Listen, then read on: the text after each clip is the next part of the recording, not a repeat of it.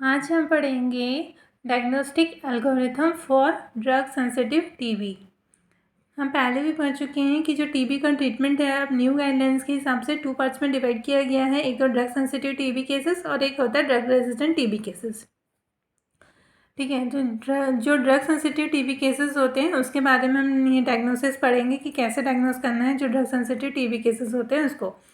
तो सबसे पहले है कि जो टीबी जब पेशेंट आया हमारे पास क्लिनिक में तो हमारे पास क्या क्या सिम्टम्स लेके आएगा तो हम उसको प्रिज्यूम करेंगे। सबसे पहले तो कफ है, अगर कफ उसको 2 हफ्ते से ज़्यादा रहेगा या फीवर है 2 हफ्ते से ज़्यादा, या फिर वेट लॉस हो रहा है, बहुत ज़्यादा वेट लॉस हो गया है, हेमेप्टाइटिस है, कोई भी एबनॉर्मलिटी है चेस्ट एक्सरे में, तो हम उसको प्रिज्यूम कर लेते हैं कि टीबी हो सकता है करके।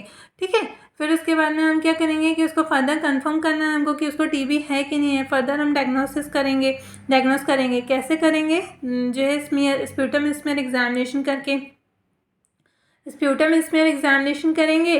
जो स्प्यूटम स्मीयर एग्जामिनेशन करने के बाद में क्या होता है कि अगर स्प्यूटम स्मीयर एग्जामिनेशन वो पॉजिटिव आता है, ठीक है, और चेस्ट एक्सरे करेंगे वो नेगेटिव आता है, ठीक है, और पॉजिटिव आता है, तो उस कंडीशन में मेन चीज़ यहाँ पर ये है कि स्प्यूटम स्मीयर में अगर बैक्टीरिया ग्रो कर लिया है तो मतलब ये हुआ कि वो माइक्रोबायोलॉजिकली वो कंफर्म हो गया। बैक्टीरिया जो है उस स्टेन में जो 2 स्टेन यूज़ करे जाते हैं उसमें एक तो ज़ील-नेल्सन स्टेन होता है, एक फ्लोरोसेंट स्टेन होता है।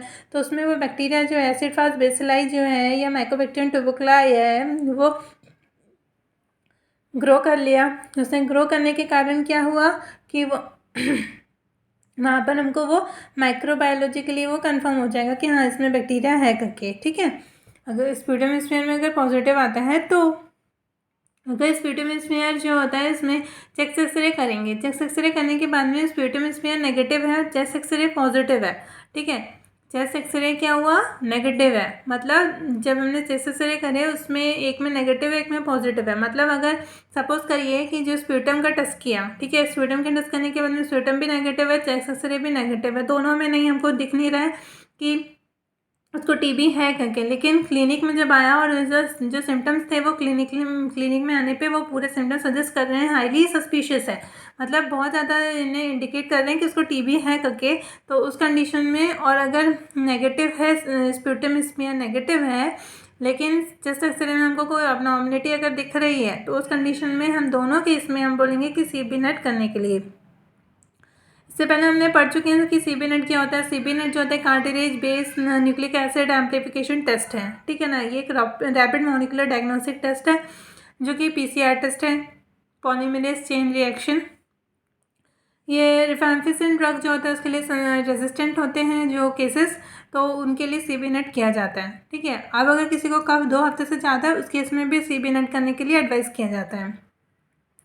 इसके बाद में हम पढ़ेंगे कि PHLV मतलब PHIV मतलब कि people living with HIV AIDS. मतलब क्या होगा? तो अगर किसी को HIV हो गया है तो HIV होने के कारण क्या होता है कि इम्यूनिटी जो होती है वह वैसे ही बहुत ज़्यादा कम हो जाती है। ठीक है ना, जब इम्यूनिटी कम हो जाएगी तो वो बहुत ज़्यादा ससेप्टेबल हो जाएगा कि उसको टीबी हो सकती है करके, है ना।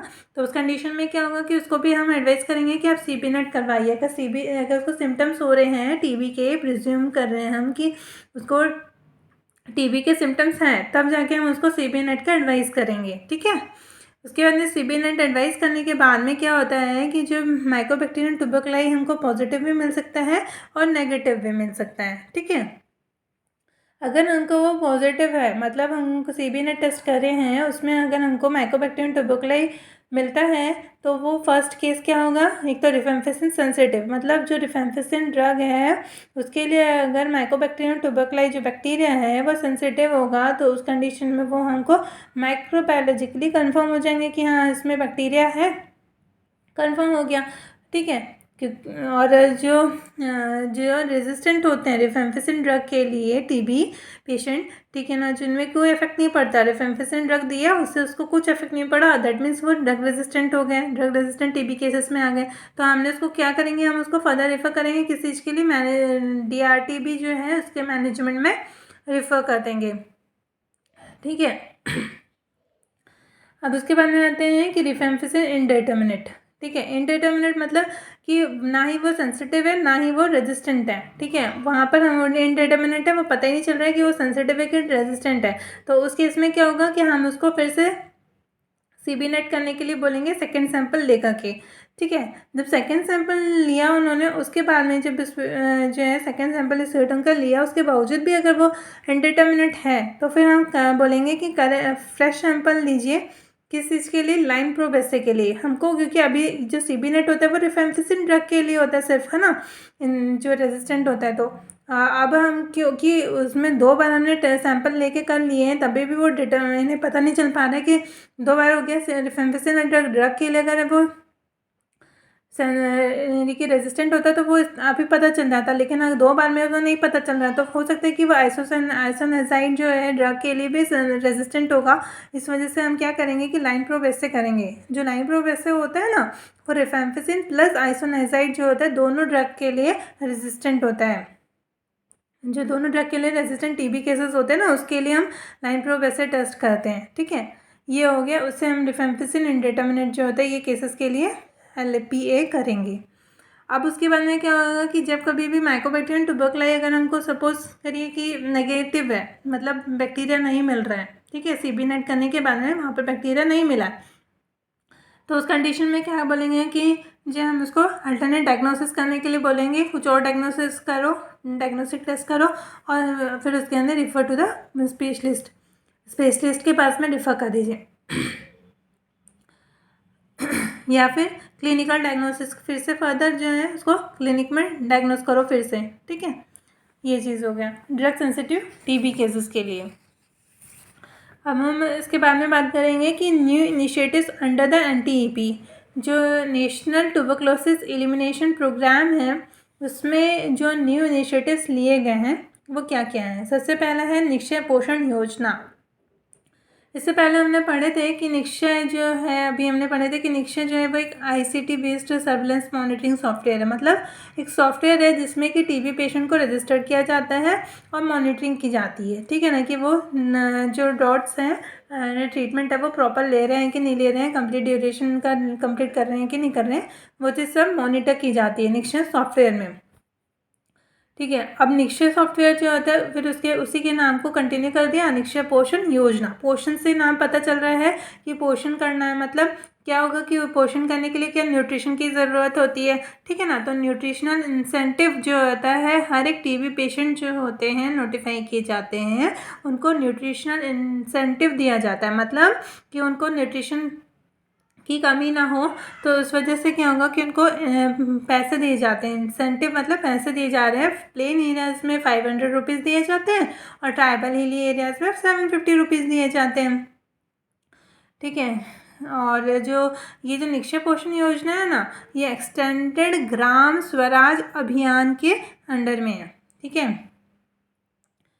फिर उसके बाद में कि जो इंसेंटिव दी जाती है, complete duration of NTTB treatment to the patient, यानी जो TB के पेशेंट होते हैं ना, उनको कंप्लीट ड्यूरेशन का जो डॉट्स प्रोवाइडर्स जो होते हैं वो पूरा कंप्लीट ड्यूरेशन का ट्रीटमेंट देते हैं, NTTB ट्रीटमेंट, तो उनको क्या है इंसेंटिव दिया जाता है। वो अलग अलग केसेस में अलग अलग इंसेंटिव दिए जाते हैं। तो हम पढ़ेंगे कैसे, देखिए इंसेंटिव जो है given to the DOTS provider on successful treatment completion of TB, ठीक है। TB का जब हम ट्रीटमेंट पूरी तरह से कंप्लीट दे रहे हैं तो जो इंसेंटिव दिया जाता है, जैसे कि पहले हो गया new previously treated TB patient, मतलब कि जो नए केसेस आए TB के या फिर पहले से ट्रीटमेंट ले चुके हैं वो पेशेंट अगर आते हैं, तो उस केस में जो डॉट्स दवाई देने वाले मतलब डॉट्स प्रोवाइडर जो है तो उन लोग को 1000 रुपीज़ दिया जाता है, ठीक है। और जो MDR केसेस होते हैं, XDR केसेस होते हैं, मल्टी ड्रग रेजिस्टेंस हो गया, एक्सटेंसिव ड्रग रेजिस्टेंस केसेस जो होते हैं उनमें 5000 रुपीज़ दिए जाते हैं, ठीक है। इनको ठीक कर पाना वैसे ही बहुत मुश्किल होता है क्योंकि ये लोग लेते नहीं हैं दवाई, तो इसलिए अगर वो लोग ले रहे हैं पूरा कंप्लीट ड्यूरेशन ले रहे हैं, लोग दे रहे हैं, तो इसलिए इनको ज़्यादा अमाउंट दिया जाएगा, ठीक है। 5000 रुपीज़ दी जाती है, ठीक है ना। इंटेंसिव फेज के एंड में at the end of the 2 month, ठीक है, 2000 रुपये दिए जाते हैं। और कंटिन्यूएशन फेज जो होता है 4 मंथ, मतलब उसके एंड में 3000 रुपीज़ दी जाती है। टोटल मिला के क्या हो जाएगा 5000 रुपीज़ जो होता है वो MDR केसेस XDR केसेस में दिए जाते हैं। जो प्राइवेट प्रैक्टिशनर्स होते हैं ठीक है ना, उनको जो कि टीबी केसेस को नोटिफाई करने के लिए 500 रुपीज़ दिया जाता है। ठीक है ना, नोटिफाई करने के लिए 500 रुपीज़ दिया जाता है और उनका पूरा कंप्लीट ट्रीटमेंट करने के लिए उनको 500 रुपीज़ दिया जाता है टीबी पेशेंट के। तो टोटल कितना अमाउंट हो जाएगा, 1000 अमाउंट। ठीक है, अब जो प्राइवेट प्रैक्टिशनर्स होते हैं ना, उनको क्या है कि must notify a case of TB with in 30 days. 30 दिन के अंदर जो होता है वो टीबी केसेस को उनको नोटिफाई करना होता है। अगर वो नोटिफाई नहीं करते हैं, प्राइवेट प्रैक्टिशनर्स जो होते हैं, अगर वो नोटिफाई नहीं करते टीबी केसेस को, तो वो एक पनिशेबल ऑफेंस है। ठीक है ना, उस केस में क्या होगा कि उनको सज़ा होगी, जेल हो जाएगी 6 महीने की या 2 साल की, और या फिर फ़ाइन, या दोनों चीज़। ठीक है ना, जेल भी हो सकती है 6 महीने की, 2 साल की, या फिर फ़ाइन भी लग सकता है, या दोनों चीज़ हो सकता है। ये जो सेक्शन है 269 उसमें दिया हुआ है। ठीक है।